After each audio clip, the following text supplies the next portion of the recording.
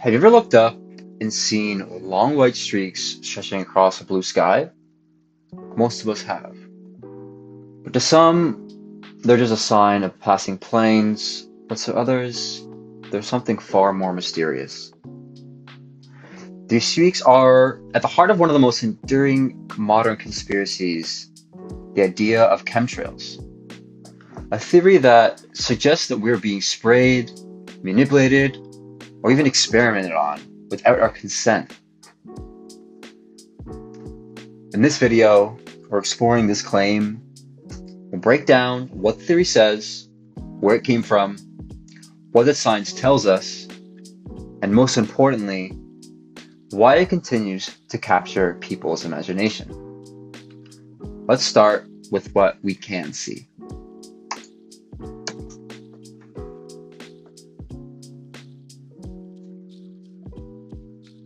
When a jet flies at high altitudes, roughly around 30,000 feet, its engines produce hot exhaust gases.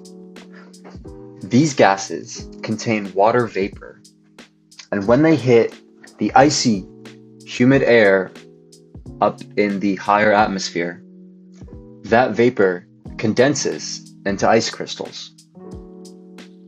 The result?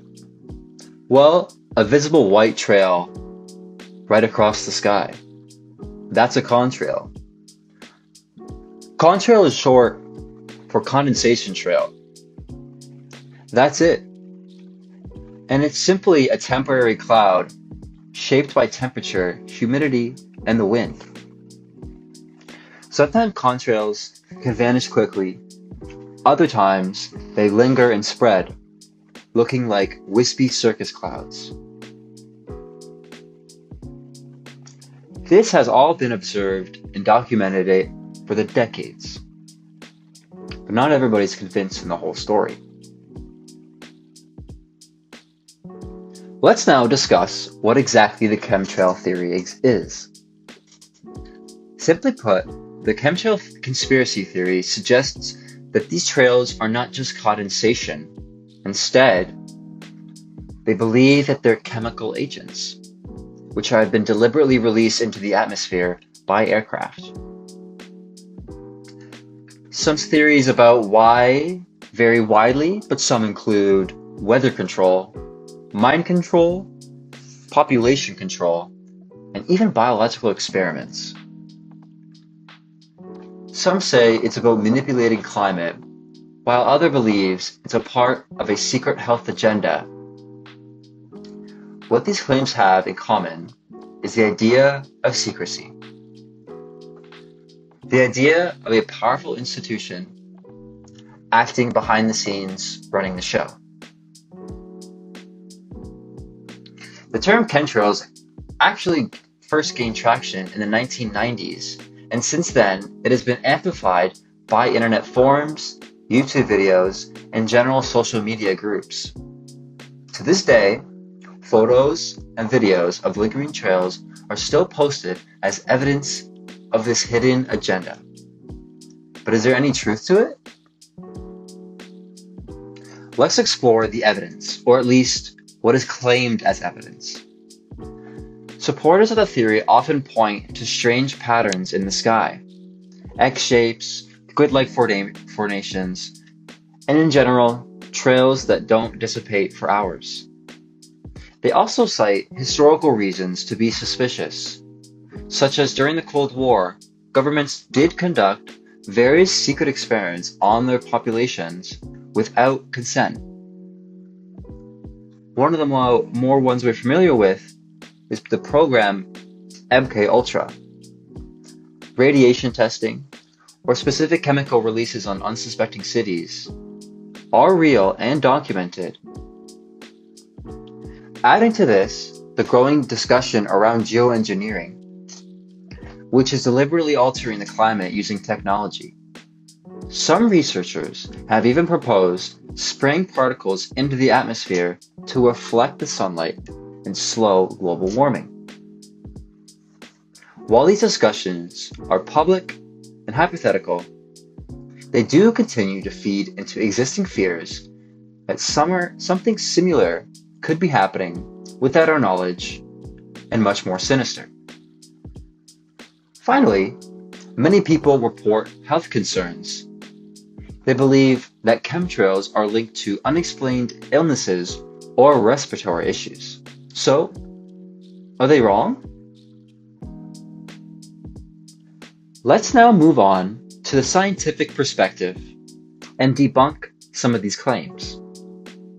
Scientists, pilots, and meteorologists all overwhelmingly agree that there is no credible evidence for the existence of a chemtrail spraying program. What we see in the sky are contrails, which is a well understood phenomena shaped by physics and weather. They have been studied since World War II, and their behavior changes depending on factors such as altitude, temperature, and humidity. Discussing the idea of a secret spraying program, experts say it would be logically impossible. You would need thousands of planes, chemicals, trained pilots, storage facilities, and in general, a large group of personnel, none of whom could leak this information or ever leave some sort of paper trail. Also, some of the most circulated videos labeled chemtrails are actually fuel dumps, an emergency safety procedure, or certain test flights using water ballast systems, which are both completely normal parts of the aviation industry. Then, there's the science of emissions. Jets do release pollutants, just like cars and factories. But at cruising altitude, these emissions are heavily diluted in the upper atmosphere, and they are not considered a direct health risk to the people on the ground. The real environmental concern here is the climate impact. Persistent contrails may trap heat in the atmosphere, contributing to a warming effect known as radiative forcing.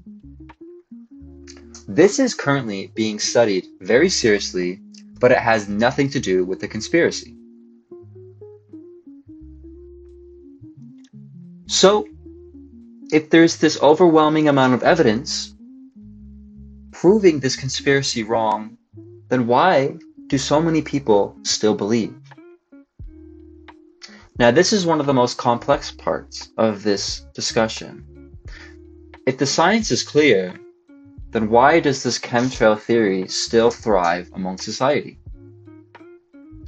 The answer has less to do with science and more with human psychology, trust, and the internet.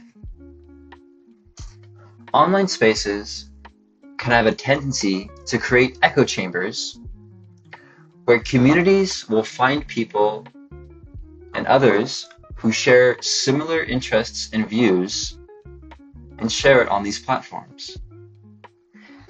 These platforms prioritize engagement over accuracy, meaning the most emotional or dramatic content spreads the fastest. Many believers describe finding comfort and connection in these communities. Some even going to say, quote, "I found so many people online talking about chemtrails. It made me feel like I wasn't alone." So it's clear that people aren't necessarily just searching for facts.